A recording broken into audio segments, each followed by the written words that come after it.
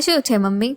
અડધી ચમચી જીરું છે, વરિયાળી લીધી છે, મરીના દાણા, થોડા સિંગદાણા અને લાલ મરચાં 2 નંગ લીધા છે.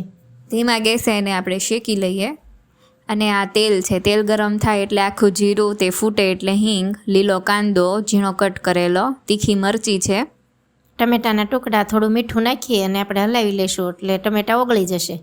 હવે ટમેટા ગળે ત્યાર પછી હળદર, લસણવાળી લાલ ચટણી ઉમેરીશું અને ધાણા જીરું પાવડર નાખીએ. મસાલાને સારી રીતના સાતળી લઈએ. આ ફોતરા વગરની મગની દાળ છે, કલાક પહેલાં પલાળી હતી, બધું પાણી નિતારીને આપણે દાળ અંદર ઉમેરી દઈશું. અને એને બફાવવા માટે થોડુંક પાણી નાખવાનું, ઢાંકીને ચડવા દઈએ. એ ચડે તે આપણે આ લીલી મેથી છે એને ધોઈને કટ કરેલી છે, હવે આપણે એની અંદર ઉમેરી દઈશું.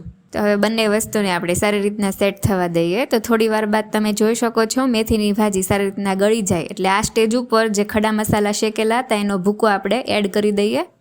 તો આ રીતે બનાવો મગની દાળ અને મેથીનું શાક.